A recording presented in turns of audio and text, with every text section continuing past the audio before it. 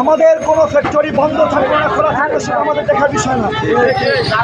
আমরা যারা আছি আমরাই স্লোগান দিব, আমরাই মাঠে বলবো ইনশাআল্লাহ। কোথাও হামলা, কোথাও ভাঙচুর, এটা আমাদের উদ্দেশ্য। আমরা এই উদ্দেশ্য নিয়ে বের হই নাই, কথা বলেন ঠিক কিনা?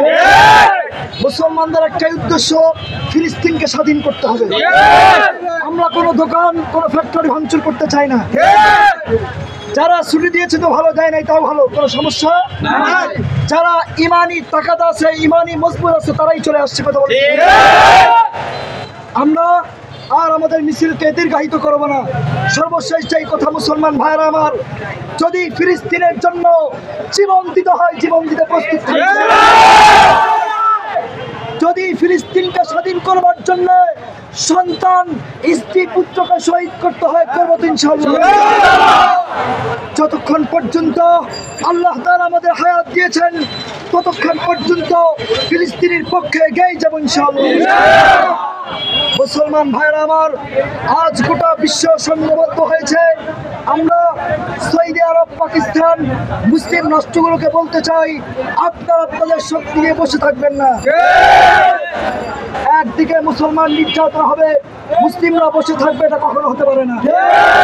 তাই আমরা আজকের এই স্লোগান এখানেই শেষ করব, কিন্তু সর্বদাই আমরা ইসরায়েল পণ্যকে বর্জন করবো ইনশাআল্লাহ।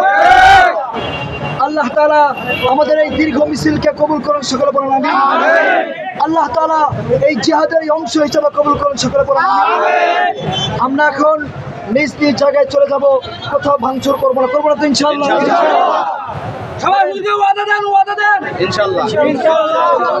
আমরা কি কোথাও ভাঙচুর করতে এসেছি? কোন ফ্যাক্টরি বন্ধ করতে এসেছি? আমাদের মাকসাদ, আমরা ফিলিস্তিনি ভাইদের পক্ষে আজকে গোটা বাংলাদেশে যে বিক্ষোভ মিছিল হচ্ছে, এই মিছিলে অংশগ্রহণ করার জন্য বের হয়েছি। আল্লাহ তাআলা আমাদের সকলকে যতদিন পর্যন্ত বেঁচে থাকবো, মুসলমানদের পক্ষে ঈমান নিয়ে, কোরআন নিয়ে বেঁচে থাকার তৌফিক দান করেন, সকলে বলেন আমিন। ওয়া আখিরু দাওয়ানা আনিল হামদুলিল্লাহি রাব্বিল আলামিন। আসসালামু আলাইকুম ওয়া রাহমাতুল্লাহি ওয়া বারাকাতুহু। আমরা যেখান থেকে আসছি, আমরা বিদায় নিয়ে আসতে চলে যাই।